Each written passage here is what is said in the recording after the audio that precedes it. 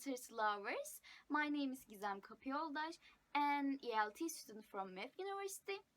Today we are going to start our educational video sequel with Mary Shelley's Frankenstein, the modern Prometheus.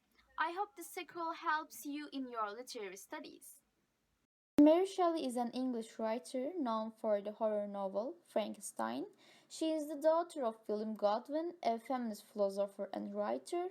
After her mother's death and the marriage of her father, Mary's life changes. She reads books in her mother's grave and finds an escape way with writing. In 1814, she starts with a relationship with poet Percy Shelley, who is still married. They travel Europe and struggle with financial problems and lose their child.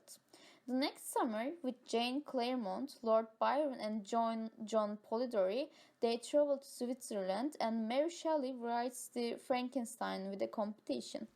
Frankenstein is a novel written by Mary Shelley in 1823, and the story takes place in several places, such as England, France, Germany, Holland, Russia, Scotland, and Switzerland in 18th century. Frankenstein is a Gothic novel, even though the genre was over that time. Gothic novels mostly focus on mysterious events and supernatural themes. The gloomy atmospheres and settings, fear, secrets, darkness are also important themes of this genre, and Mary Shelley uses these concepts very well in her works. For example, in Frankenstein, there is a gloomy, sad, and mysterious atmosphere after Victor's peaceful childhood. Death and afterlife take place in the novel, and to bring life to a dead body with science, along with unnatural ways, is a Gothic sign. The other things you see in the novel are gloomy and dark places, such as old mansions, dark rainy weather, and thunder. But the most important element of the novel, which belongs to the Gothic era, is the death. Death is everywhere in the novel, and Victor experiences many losses. That might be the reason for his desire to bring a dead body to life, and also an attempt to be God. However, this attempt by him is also the reason for some of his losses, unfortunately. The novel also belongs to the Romanticism movement by the reason of exaggeration of feelings in the novel.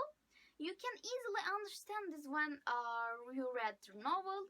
The imagery, description of feelings such as love, loneliness, mystery, and settings reflect in you.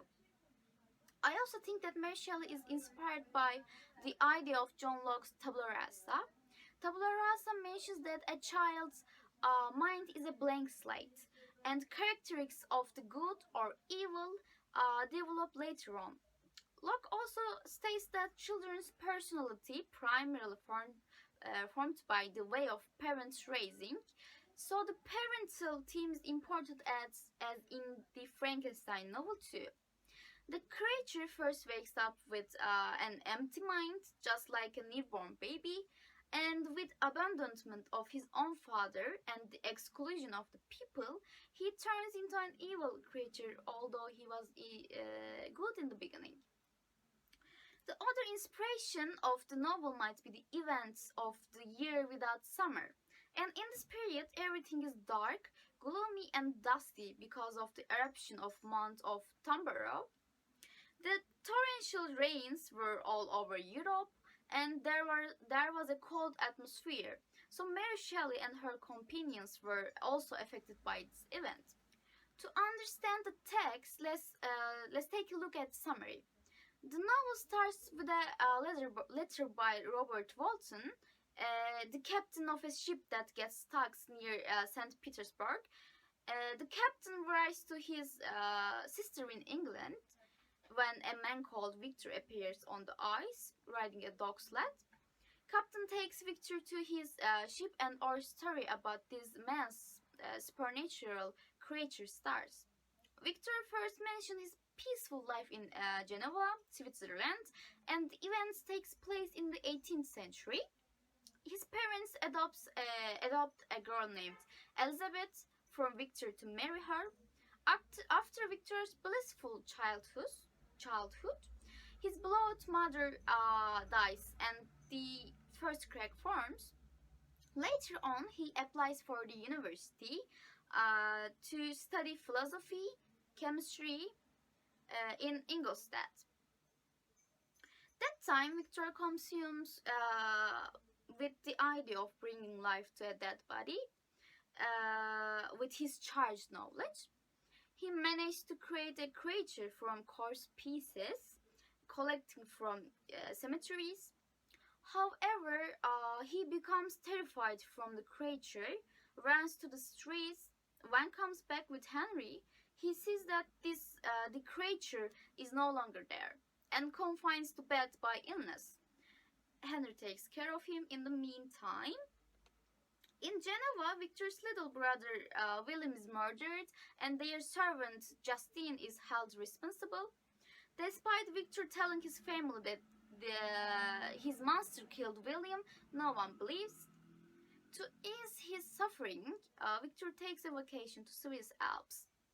When he is alone, the creature approaches him, confesses that he is the murderer of William, and starts to tell his story, which is also a story within the story about his loneliness, suffering, misery. He wants Victor to create a female for him to be happy and stop following after Victor. Victor firstly refuses, but when he sees the determination of the monster, he accepts it by horrifying. To work on the repetition of unnatural creature, he secludes himself on an island and creates another monster. However, before finishing his second creature, he destroys the female, and the monster swears that he will be with him on Victor's wedding night to get revenge. On wedding night, the creature appears and kills Elizabeth. Later, his father passes away from grief. This time, Victor starts to chase after the creature to get revenge, and we are back to the present time. At the end, Victor dies, and the creature takes Victor with him to die in Arctic. And our story finishes here. I hope you enjoyed the video. We will end the first video with a scene from Bride of Frankenstein, which aired in 1935 after the first movie you saw in the beginning. Please don't forget to watch my other Frankenstein videos.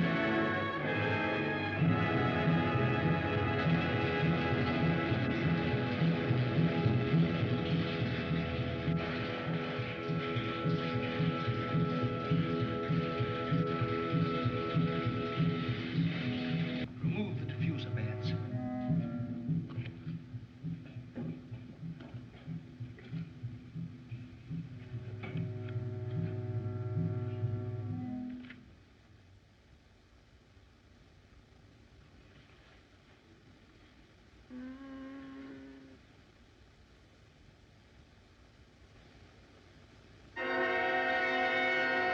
She's alive! Alive!